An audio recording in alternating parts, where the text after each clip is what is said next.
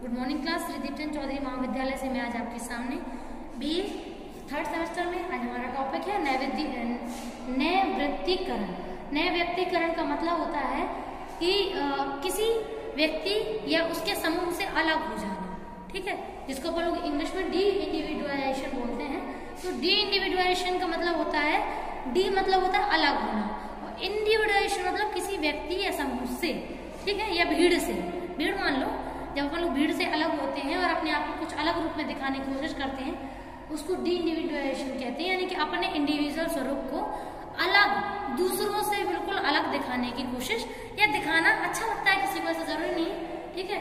तो अलग अलग प्रकार होते हैं जिस वजह से लोग अपनी लोगों से अलग होते हैं। फर्स्ट डेफिनेशन इस एपीए के अनुसार है, इन्होंने कहा है कि किसी भी समूह की परिस्थिति में यदि व्यक्ति आत्म चेतना और आत्म नियंत्रण खो देता है, ठीक है, मान के चलो कि किसी भी समूह की परिस्थिति में कोई भी ऐसी सिचुएशन आई है कि जिसमें व्यक्ति समझ नहीं पा रहा है कि उसको करना क्या है, तो वो अपने आप को उस सिचुएशन से अलग कर देता है। यानी कि वो बिल्कुल ही डिसाइड नहीं कर पा रहा है कि आखिरकार वो करे तो करे क्या, उसको नहीं आ रहा है समझ में, तो फिर वो अपने आप को उस परिस्थिति से अलग कर लेता है। सेकेंड है पोस्टन स्पियर्स की, उन्होंने कहा है कि भीड़ में आत्म मूल्यांकन की क्षीणित अवस्था होती है। मतलब जब भी अपन लोग भीड़ में होते हैं तो अपन अपना सही मूल्यांकन कम कर पाते हैं, क्योंकि ऐसा होता है ना कि जैसे सभी लोगों के, अपन लोग बहुत सारे लोगों के साथ हैं और कोई काम साथ मिलकर के कर रहे हैं, तो यही कहाँ पता होता है, ये हम अपना मूल्यांकन कर तो सकते हैं लेकिन वास्तव में शायद करना नहीं चाहते हैं। हम अपने आप को उस चीज से जोड़ लेते हैं कि जैसे मान के चलो कि हाँ, जैसे ये काम हमने भी करा है, अकेले अगर कोई काम करते तो सही मूल्यांकन हो सकता है कि वास्तव में आपने वो काम कितने प्रतिशत सही किया था, लेकिन जब आप बहुत सारे लोगों के साथ करोगे तो आप अपने कार्य का सही मूल्यांकन तो नहीं कर पाओगे। ये बिल्कुल फिक्स बात है। एक तरीके से आप दूसरे किए गए काम का ग्रेड ले लोगे, ठीक है। ऐसे कई लोग होते हैं जो कभी कभी भीड़ में काम करते हैं तो अपना ग्रेड दूसरे को दे भी देते हैं, वो कभी कभी दूसरे का ले भी लेते हैं। कई प्रकार के ऐसे व्यक्ति पाए जाते हैं बेटा, ठीक है। तो अलग अलग प्रकार के जो लोग होते हैं उनकी क्वालिटी अलग अलग होती है, और उनका एक तरीके से जब वो भीड़ में रहते हैं तो वो सही मूल्यांकन अपना नहीं कर पाते हैं। तो ये एक तरीके से सही तो है नहीं, ठीक है। और लास्ट है फेस्टिंगर के अनुसार, नहीं स्पियर्स के अनुसार, ठीक है। हाँ, तो ऐसे मान के चलो उसमें, तो फेस्टिंगर ने क्या बोला है, फेस्टिंगर का कहना था कि जब भी हम लोग किसी एक व्यक्तित्व को समाप्त करते हैं, जैसे मान लीजिए हम अगर किसी व्यक्तित्व का समूह है, समूह का एक भाग है, तो हम उससे अपने आप को अलग करने की कोशिश कर रहे हैं, ठीक है। यानी कि भीड़ में जब हम खो जाते हैं तो एक तरीके से हम अपने व्यक्तिकरण को खत्म कर देते हैं, ठीक है। तो इसको डेफिनेशन थोड़ा उल्टा दिया हुआ है कि जब हम भीड़ में खो जाते हैं तो अपने असली अस्तित्व को भूल जाते हैं, ठीक है, उसे कहते हैं मतलब इंडिविजुअलाइजेशन, ठीक है। तो यहाँ पे अपन को डी इंडिविजुअलाइजेशन समझना है कि जब हम लोग भीड़ से अपने आप को अलग करने की कोशिश करते हैं ताकि अपना सही मूल्यांकन कर पाए। तो ये फायदे हैं इसके, ठीक। अब हम इसकी बात करते हैं निर्धारण की, कि जो डी इंडिविजुअलाइजेशन है वो होता कैसे है, क्या क्या कारण होते हैं जिनकी वजह से डी इंडिविजुअलाइजेशन देखने को मिलता है। तो फर्स्ट पॉइंट है अनामिकता, जिसको बोलते हैं एनोनिमिटी, ठीक है। ऐसे कह सकते हैं कि भीड़ में सम्मिलित व्यक्ति को अपनी पहचान के प्रकट होने की मतलब बहुत ज्यादा आशंका नहीं होती है। उसे ऐसा लगता है कि भीड़ में उसे कोई पहचान ही नहीं पाएगा, तो उस हिसाब से फिर वो अपने आप को अलग करने की कोशिश करता है। क्यों? क्योंकि अगर जैसे मान के चलो लीडर है, आपने देखा होगा एक सही लीडर जो होता है, एक अच्छा लीडर, तो कभी भी अपनी पहचान भीड़ में नहीं घुमाता है। वो हमेशा कोशिश करता है कि वो कुछ ऐसे काम करे जिससे भीड़ उसे अलग से पहचाने, ठीक है, जिसे बोलते हैं अनामिकता।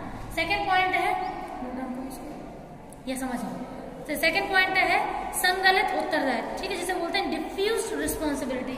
तो संकलित का मतलब होता है कि चीजें बट गई। जैसे मान के चलो अगर एक काम है, अब एक काम एक व्यक्ति भी कर सकता था, लेकिन वही सेम काम हम लोग 10 लोगों से करवा रहे हैं। अब जब हम लोगों ने डिफ्यूजन कर दिया, बांट दिया, बंटवारा कर दिया है रिस्पॉन्सिबिलिटी का, तो सबने काम तो किया अपना, ठीक है।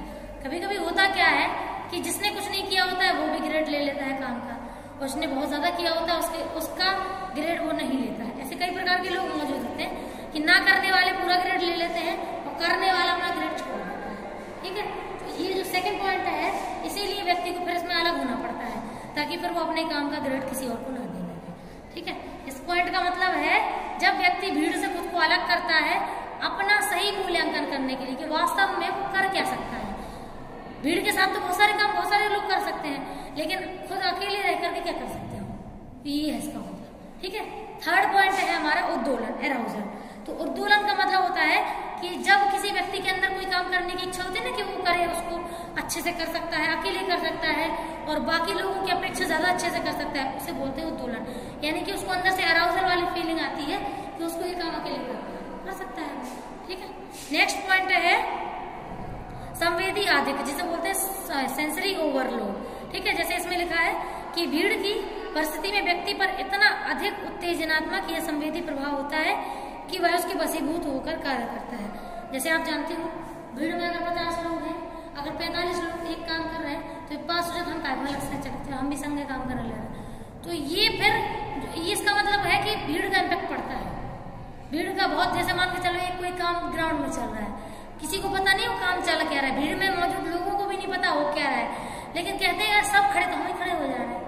इसे कहते हैं आपका संवेदी आधिक्य, यानी कि जो लोग इतने ज्यादा इन्फ्लुएंस होते हैं लोगों से, तो उससे चलो हम भी ठीक है खड़े हो जा रहे, क्या समस्या है। तो ये कुछ ऐसे पॉइंट है जिसमें सामने वाले को अपनी सही चीजों का पता ही नहीं चलता है। ठीक है, नेक्स्ट है असंरचित परिस्थिति, यानी कि कोई भी सिचुएशन डिजाइन नहीं होती है, कोई भी काम कैसे भी किसी को भी दे सकते हैं। ठीक है, जैसे इसमें है कि भीड़ की परिस्थिति अस्पष्ट या असंरचित होती है, और फिर से भीड़ इकट्ठी है तो क्यों इकट्ठी है आधे लोगों को तो पता ही नहीं होता है। ठीक है, तो फिर वो अपने आप को उसमें घुमा देते हैं, यानी कि कोई चीज फिक्स होती नहीं है, ना कुछ पता होता है सामने वाले को।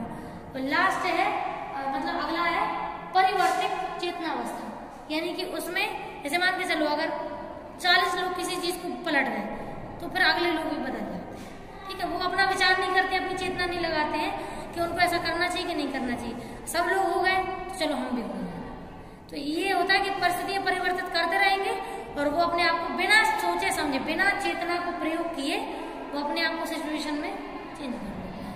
और लास्ट है कालिक परिप्रेक्ष्य। तो कालिक मतलब इसमें एक टाइम डिसाइड होता है कि जिस टाइम के बाद पर्सन को अपने आप को, ऐसे मान के चलो बहुत समय तक पर्सन भीड़ के साथ काम कर रहा है, फिर उसे ऐसा लगता है कि यार अब तो अलग हो ही लो।